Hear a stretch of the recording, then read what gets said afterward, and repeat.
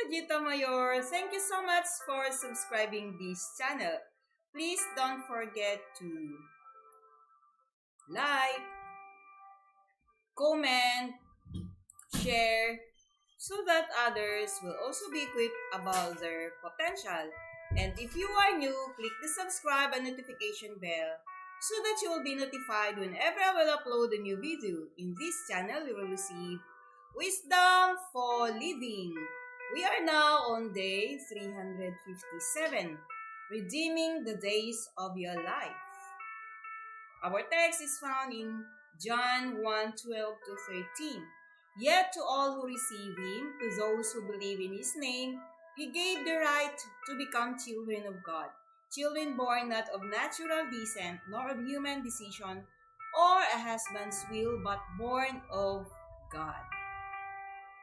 Okay, so yan yung ating text na ang sabi dyan, lahat tayo ay magiging anak ng Diyos kung tatanggapin natin siya at maniwala tayo sa Kanya. So, ang sabi ng ating text ay magiging anak ka ng Diyos pag tinanggap mo siya. So, in this slide says, a step to recovering our potential is to redeem the time that is left to us. We cannot undo what is past, but we can make the necessary changes in our lives to permit the wise use of the remainder of our days. So, ang sabi ng ating title ay Redeeming the Days. Ibig sabihin yung mga naiiwang buhay natin sa life mo, pero mahaba pa na ang tanong ay, ginagamit mo ba ito sa pagtupad ng layunin ng ating tagapaglikha? Para ma-recover mo yung potential, ay sabi kanina sa ating slide, to redeem the time that is left to us. Hindi mo pwedeng maibalik na yung nakaraan at hindi mo na rin pwedeng i-undo. Kagaya sa computer na pwedeng i-undo o kaya ay ulitin mo ulit. So, repeat. But we can make the necessary change. Hindi natin pwedeng mabago na yung ating nakaraan, ma-undo yung nakaraan, pero pwede nating mabago yung ating buhay ngayon na kung saan paano mo i-spend yung time mo. So, paano mo i-recover yung potential mo, may release ng maayos at lahat ito ay may release mo at magamit mo siya para matupad mo yung layunin ng ating tagapaglikha. So, use your time wisely. Bawat ginagawa natin dapat ay may kinalaman sa ating layunin sa buhay. So, sabi niya, you can make the necessary changes in your lives as you permit the wise use of your time.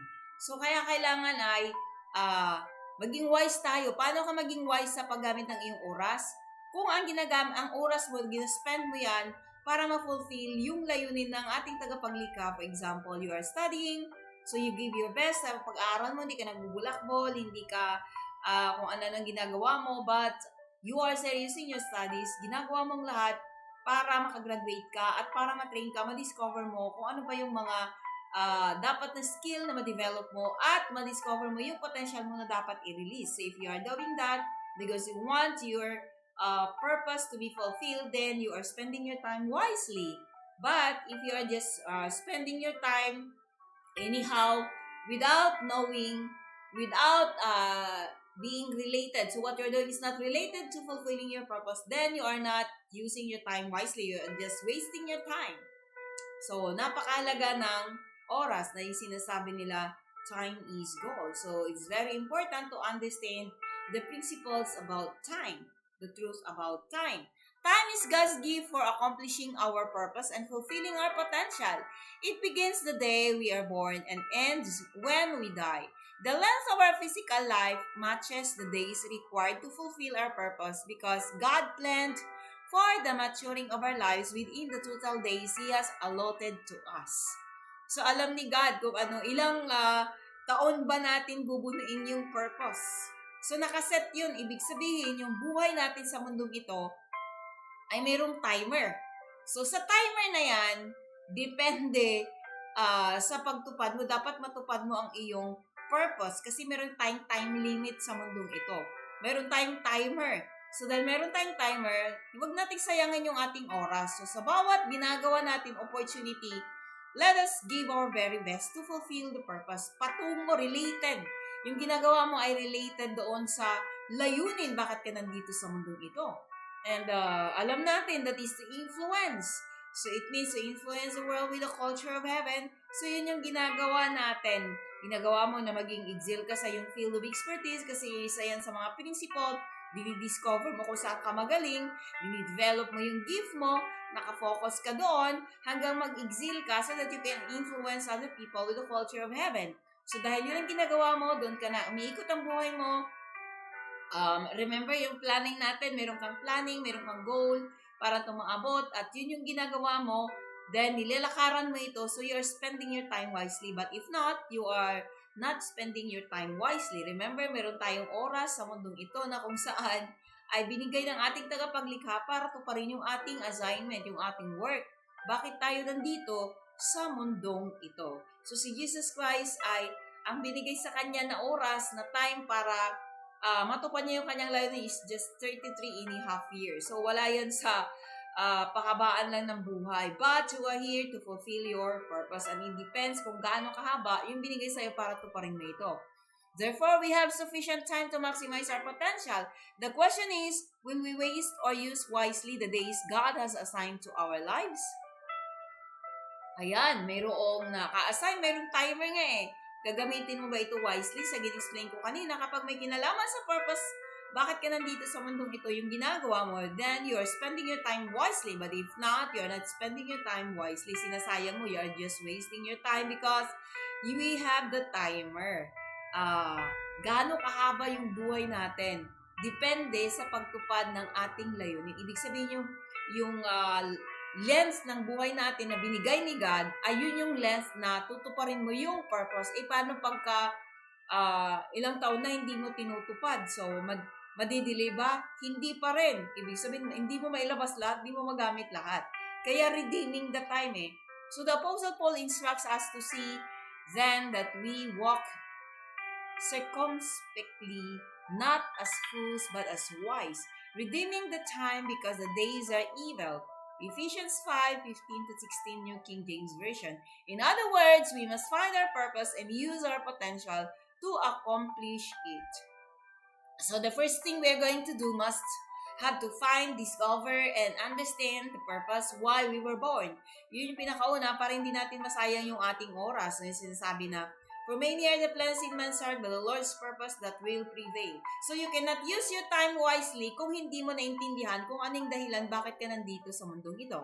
Kaya dapat, pag nalaman mo na, umpisan mo na kaagad para hindi mo sinasayang yung oras mo. Remember, yung span ng buhay natin dito ay yun yung span na gugulin natin para matupad yung dahilan bakit tayo nandito sa mundong ito.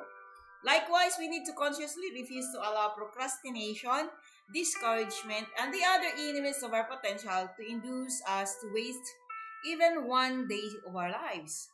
So, wag daw nating hayaan na yung ating discouragement, yung ating, kumbaga, sometimes galit natin, hindi mo gagawin yung isang bagay dahil galit ka. So, refuse to allow procrastination o yung discouragement.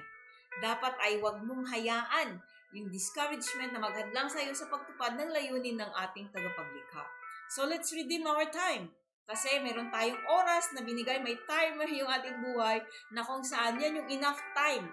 Ibig sabihin yung binigay ni Lord sa atin is enough time to fulfill the purpose why He created us. Whenever we use our time to do things that neither release our potential nor help us progress toward the accomplishment of our purpose, we forfeit or delay the opportunity to reach the excellency and completion God intended for our lives. So remember, there's a time for everything. It means lahat ng mga potential na meron tayo ay may panahon yun para i-release. Pero una, dapat ay malaman natin, maintindihan natin yung dahilan bakit tayo nandito sa mundong ito. So kung alam mo na, ituloy mo lang. Umpisan mo na ba? So umpisahan mo na at ituloy mo so that you can redeem your time. Kasi yung potential natin nandyan. So tuloy-tuloy mo para hindi sabi nila maglangan yung oras na hindi masayang yung oras. Kasi nga mayroong timer at lahat na resources ay nandyan na. Just as seed is full of promise and potential, so your life is abundantly loaded with untapped power and purpose. Likewise, just as a seed needs to be related to the soil and to be fed nutrients to maximize its fullest potential, so you are in need of a personal relationship with the source and creator of your life. So para tuloy-tuloy at magawa natin kagaya daw ng isang seed na punong-puno ng potential, na pwede siya maging tree, pwede maging forest, ay kailangan ay maitanim siya sa lupa, naka-attach to the ground. So same through with us.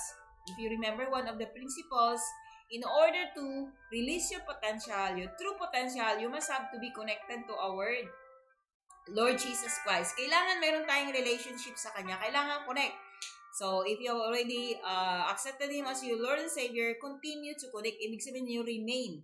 Paano tayo mag-remain? Continue to obey His laws and principles para tayo ay manatili sa Kanya at tuloy-tuloy nating magawa yung dahilan bakit tayo nandito sa mundong ito. So once we reconnect, doon natin makikita yung ating purpose at yun yung way para mailabas at i-connect tayo sa ating totoong dream at ating totoong purpose. So we need God. Hindi lang sa sarili natin. Only God, the Father, can restore you to your original purpose and dream. And only He can provide the grace and resources you need to experience true fulfillment. Every product needs to remain related to the manufacturer if it is to maintain its guarantee and warranty. So, it means only God can reveal to us our original purpose and dream. At only God can also give us the ability to fulfill it, and only God has the ability to provide all the resources. So, kaya kailangan talaga natin si God. Hindi natin pwedeng ma-fulfill yung ating purpose without connecting to our King of Kings and the Lord of Lords. Kaya dapat manatili tayo. So, kung tinanggap mo na siya, paano manatili? Continue to obey His will. Continue to fulfill His purpose. Continue to obey the laws and principles. Kaya kailangan tuloy-tuloy tayong nakikinig, tuloy-tuloy tayong sumusunod kasi pag di natin alam, paano natin sundin? That's why we need to go to church, we need to study the Bible, we need to listen to this video so that we will be equipped. At alam natin yung mga laws and principles. So, sa pagsunod-sunod na, tuloy-tuloy na pagsunod mo sa kanyang laws and principles, then you are remaining in Him. Kaya napakahalaga na gamitin natin yung ating time wisely. Paano mo gagamitin yung time mo wisely? Of course, you have to fulfill the purpose why God created you. Dapat umiikot doon yung ating ginagawa kasi kapag hindi, sinasayang natin yung ating oras. Remember, meron tayong time limit sa mundong ito. At dapat magawa natin yung dapat nating gawin. That's why redeeming the time. Okay, so what shall you do to spend your time wisely? So anong gagawin mo para ma-spend yung oras mo wisely? Leave a comment below and thanks for watching. God bless.